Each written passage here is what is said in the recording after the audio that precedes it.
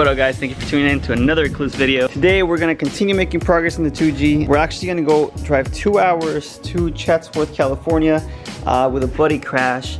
And we're gonna start working on the custom axles. We're gonna take them apart, switch out the intercup, stuff like that. We'll show you guys later, but that's the plan for right now. I do have to go to the gym, buy the axle at AutoZone, and then go to O'Reilly's and buy this special axle clamp tool so we can basically take it apart. So yeah, let's go to the gym, O'Reilly's, AutoZone, and not to crash this house.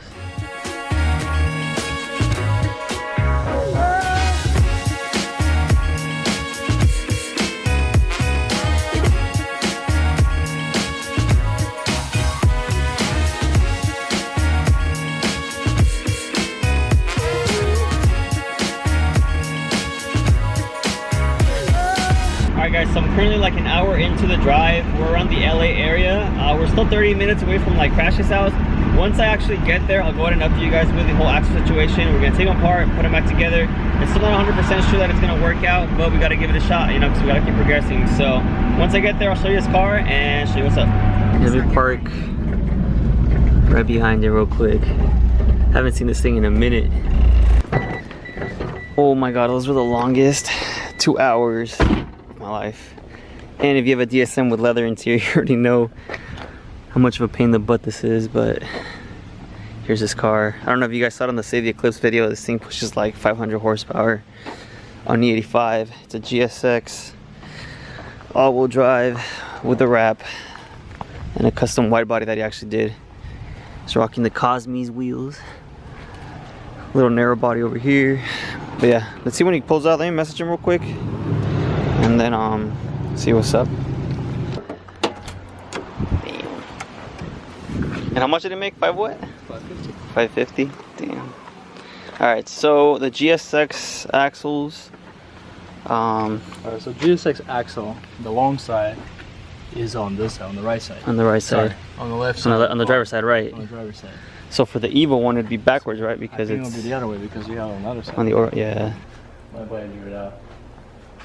And then you do wrap jobs on them. Yeah. Is this the one you used on your car? Damn. Alright, so we got everything set up. We have the clamps, the little clamp remover, the GSX axle, the EVO axle, GSX axle, the EVO axle. You're gonna have to take it apart basically from the intercup portion. Yeah, so we're taking the inner part of the GSX. Right. And replacing with the EVO intercup, right. Even though the difference in thickness of the axle, I don't think it should matter. Right. But it will be easier to replace the inner part than the outer part. Than the outer part. Yeah. Okay. Oh yeah, there you go. EVO hopefully has the exact same thing, and it's gonna be the exact same fit, and it's not gonna be too loose or too tight. Right. So it's cool. Yeah, it looks like I see 3 bearings for sure. I think we're lucky. I think we're lucky.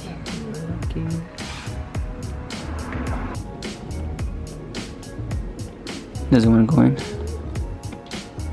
Nope. Alright, so we're running into an issue. The bearings on the EVO axle are actually much smaller than the GSX ones here. So the intercup, the EVO intercup, when we try to put it on, it's obviously not going in because it's too big. There's like a little ring right here. To get it off the spline, that way we can get the bearings out on both axles and swap them out, see if that works. If not, I'm not really sure what to do. As you guys can tell, this is like a really complicated process. Since no one's really done this before, it's really hard to tell what to do.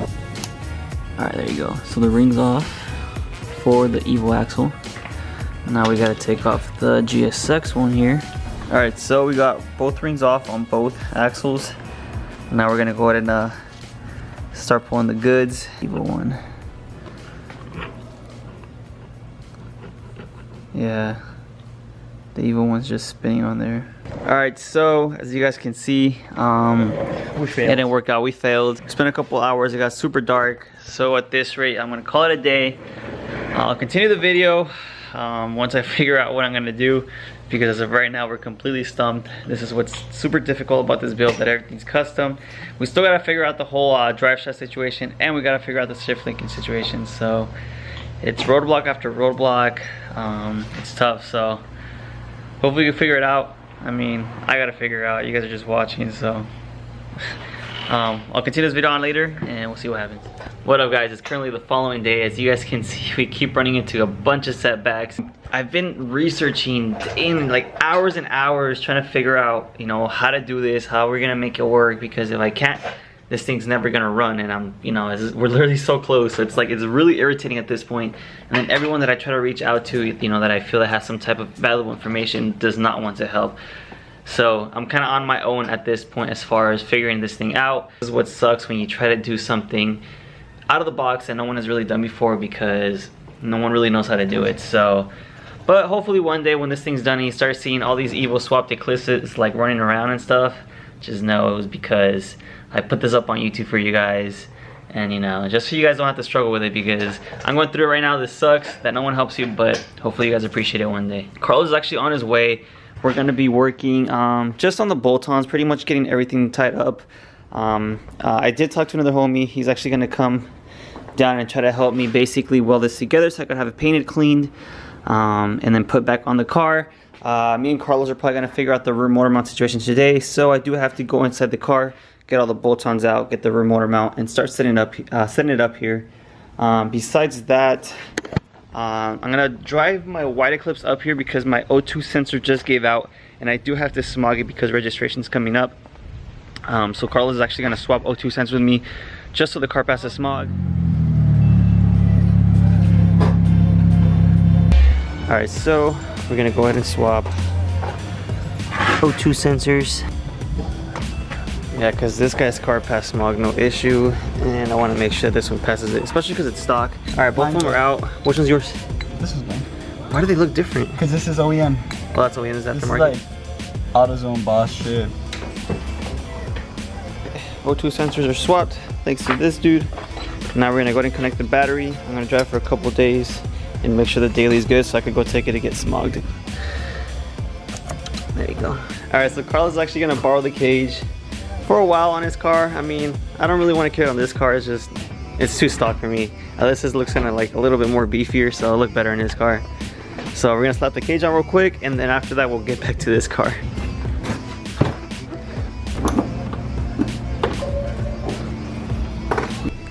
All right, so we got everything out. We have the AM intake, ETS intercooler piping, ready blow off valve, intercooler hoses, and we got the rear motor mount situation sorted out right here. So basically, this attaches to the EVO 4 transmission. This attaches to the 2G motor mount. As you can see, it fits just fine. We're gonna line it up and basically move the base according to where it lines up, so that way it's on 3 motor mounts instead of 2, because right now the engine shakes like this, so that's not good. All right, so we got Carlos down here. Oh, there you go. That's how. Yeah. All right, so we attach it. We got bolts for it. What size is it? Like a 12 or a 14?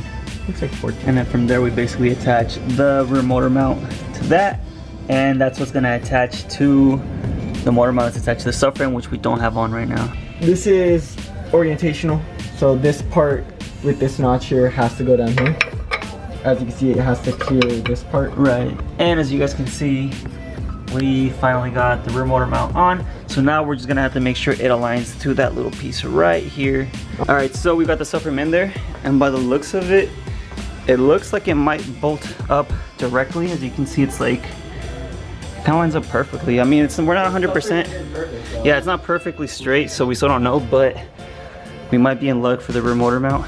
We won't know until we have it reinforced. Everything's connected, and then we kind of move around. But that's done. Now we're gonna go ahead and start focusing on the bolt-on, so like the intercooler piping intake and stuff like that.